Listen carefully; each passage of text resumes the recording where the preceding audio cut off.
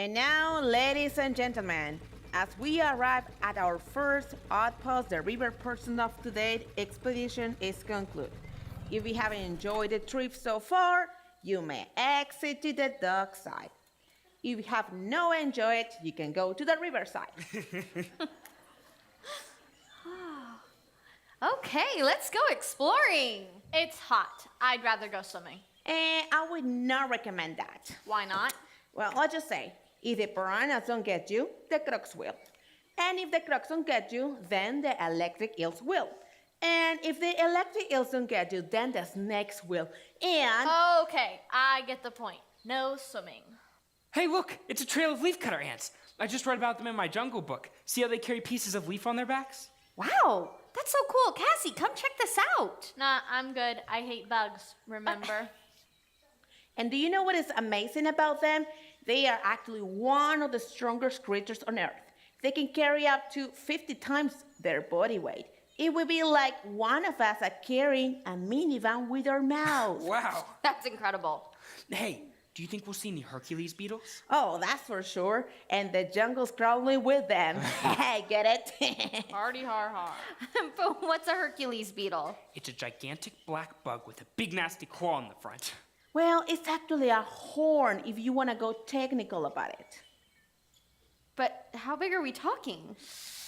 Well, let's just say it's one of the largest insects in the world. And that is considered we are in a place with spiders as big as a dinner plate. What? Yeah, they actually make a movie about it. They call it the Hercules beetle that ate New York City. It comes from everywhere. It comes from nowhere. Stop it. You're creeping me out. Honey, she's just teasing you. No, really, they're about this big. Ew.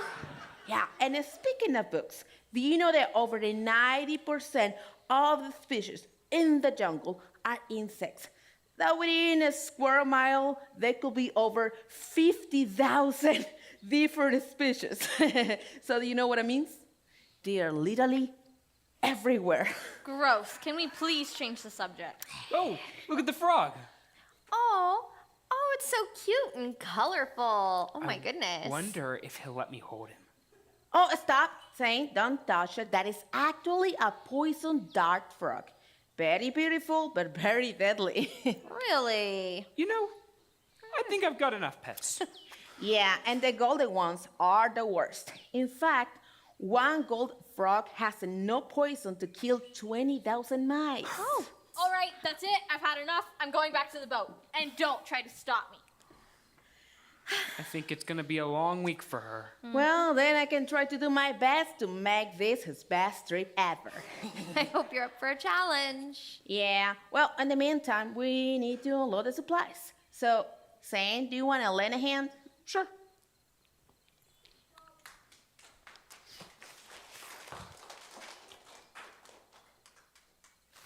Hello? Is someone over there?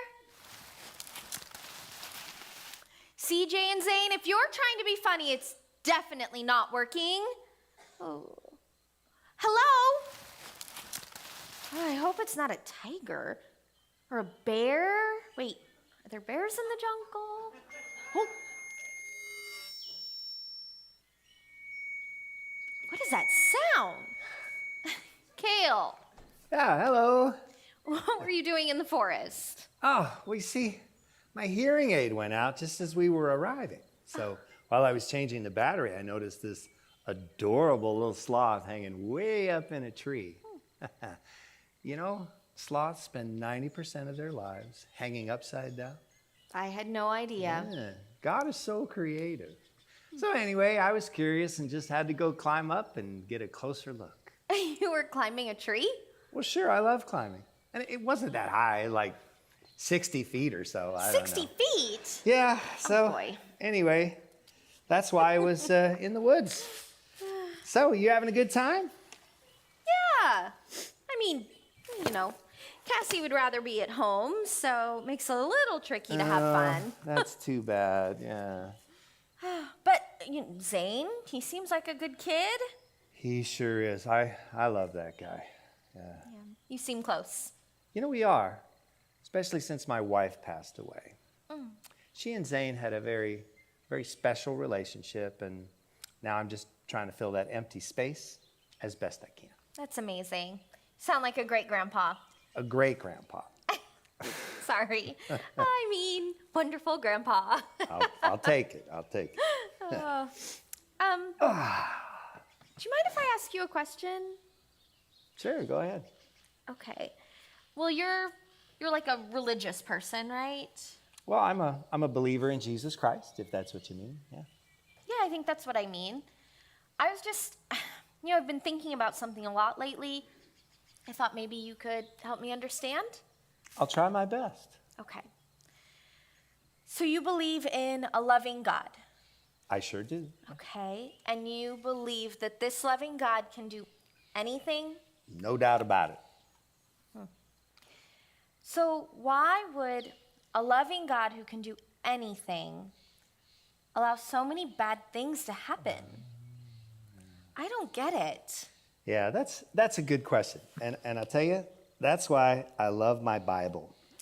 I like to call it the history book of the universe because it tells us why things are the way they are. Are you familiar with God's word? A little bit. I Okay. mean, we went to church when I was a little girl. All right. Yeah. So, way back in the beginning, when God created the world, everything was perfect. Nothing bad ever happened. Oh, the story of Adam and Eve. Sadly, it wasn't like that for very long. And Adam and Eve, it's not just a story. They were real people living in a real place. Do you remember what happened? I believe that God gave them everything in the garden except for the fruit of just the one tree. Very good. And he warned them not to eat it. And he told them what would happen if they did. Well, the serpent lied to Eve, and they chose to believe the serpent rather than God, and they ate the fruit. Okay. But I don't understand. What does that have to do with the bad things that happen now? Well, when Adam and Eve disobeyed God, everything changed immediately. Sin and death entered the world like a curse, and it affected everyone and everything. In fact, it got so bad and so evil that God sent a global flood, the worst catastrophe ever, and only 8 people and a bunch of animals survived. Noah's Ark? Yes, but the curse remained. That's why there's still so much evil in the world, and why there's still disease and death, and earthquakes and tornadoes and poisonous snakes. You get the idea. Okay, so all this time we've been living under a curse? Yes, but it won't always be like this. See, God has promised to remove the curse one day. We just don't know when. Could be soon, though. Oh, good, you're back. Is Cassie with you? Yes, I'm here, unfortunately. I'm just glad you're helping. It wasn't my idea. That's not true. Yes, it is. Ow. I'm so sorry. Ow! Here, let's put these fishing poles down, shall we? Hey, it's not my fault. You made me carry it. That's not true. All that I say is, if you don't work, you don't eat. That's it. It was your choice. Some choice. Okay, it's gonna be dark soon, so we need to get situated. We can all probably fit in the outbucks here, or there is a couple of tree houses just down the path that all sleep 4 people. So take your pick. Oh, we'll take the tree house. You sure you have to climb a ladder to get to it? Whoa, climbing up, that's the best part. It's pretty high. Well, the higher the better, I always say, huh? I don't know. I fell off 30-foot ladder once. Oh, my.